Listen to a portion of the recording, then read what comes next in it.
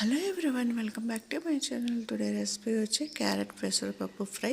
మీరు ఎప్పుడైనా ఈ కాంబినేషన్ ట్రై చేశారా? ట్రై చేయకపోతే ఒకసారి ట్రై చేయండి. ముందుగా 1/2 కేజీ క్యారెట్లు తీసుకున్నాను. అలాగే ఒక 1/2 కప్పు పెసరపప్పుని నానబెట్టుకోవాలి ఒక అరగంట.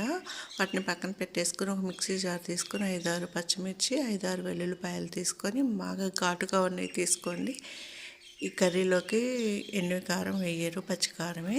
ఇప్పుడు స్టవ్ ఆన్ చేసి పాన్ పెట్టుకొని 2 టేబుల్ స్పూన్లు ఆయిల్ వేసి ఎండుమిర్చి, అలాగే ఆవాలు, మినపప్పు, జీలకర్ర వేసి పోపు అంతా వేగిన తర్వాత మనం ముందుగా కట్ చేసుకున్న ఆనియన్స్ మిశ్రమాన్ని పోపులో వేసేసుకొని ఆనియన్స్ కొంచెం ట్రాన్స్పరెంట్గా అయ్యే వరకు మనం కలుపుకుంటూ ఉందాము. స్టవ్ని లో ఫ్లేమ్లో పెట్టుకొని. ఇప్పుడు ఆనియన్స్ కొంచెం ట్రాన్స్పరెంట్ అవుతున్నాయి కదా, ఇప్పుడు ఇందులో ఉప్పు, పసుపు కొంచెం యాడ్ చేసుకుందాము. ఉప్పు, పసుపు వేసి బాగా మరొకసారి కలుపుకుందాము. సో ఉప్పు, పసుపు వేసే క్లిప్ మిస్ అయిపోయిందండి. చూడండి, ఉప్పు, పసుపు వేసుకొని ఇదంతా కూడా బాగా కలిపేసుకోవాలి. ఇలా కలుపుకున్న తర్వాత ఇప్పుడు మనం ముందుగా పచ్చిమిర్చి పేస్ట్ని వేసుకున్నాం కదా, వాటర్ ఏమీ వేయకుండా పచ్చిమిర్చి, వెల్లుల్లిపాయ పేస్ట్ని ఈ ఆనియన్స్ మిశ్రమంలో వేసేసుకొని ఇదంతా కూడా మంచి వేగుతుంటే మంచి వాసన వస్తుంది, అప్పటి వరకు వేయించుకోవాలి. సో ఇది ఇలా వేగిపోయింది కదా, ఇప్పుడు ఇది వేగిన తర్వాత ఇందులోకి మనం ముందుగా కట్ చేసుకున్న క్యారెట్ ముక్కలు వేసేసుకోవాలి.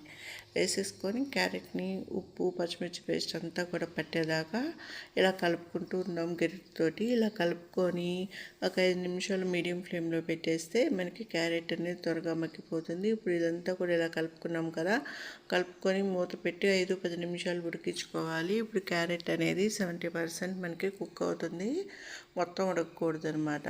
సో ఇప్పుడు ఇలా కుక్ అయింది కదా, దీన్ని సిమ్లో పెట్టేసుకొని మరొకసారి కలిపేసుకొని మనం ముందుగా నానబెట్టుకున్న పెసరపప్పు ఉన్నాయి కదా, వాటర్తో సహా ఈ క్యారెట్లోకి మనం వేసేసుకోవాలన్నమాట.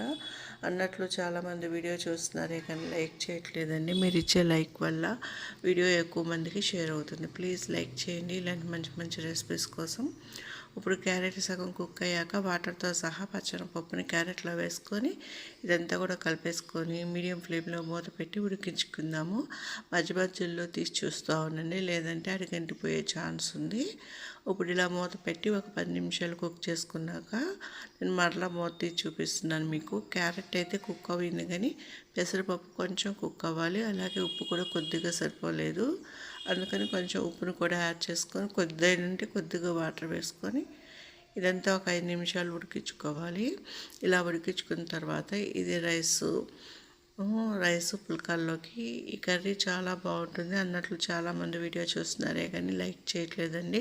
మీరు ఇచ్చే లైక్ వల్ల ఎక్కువ మందికి వీడియో షేర్ అవుతుంది. ప్లీజ్ మా వీడియో కనుక నచ్చినట్లయితే లైక్ చేసి, షేర్ చేసి, సబ్స్క్రైబ్ చేసుకోండి.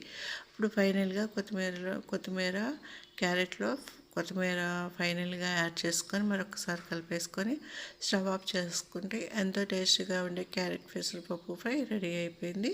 అన్నట్లు మీరు ఈ టైంలో పచ్చి కొబ్బరి కూడా 1 కప్పు దాకా వేసుకోవచ్చు. నేనైతే కొబ్బరి వేయట్లేదు. ఇలా కూడా బాగుంటుంది. వీడియో కనుక నచ్చితే లైక్ చేసి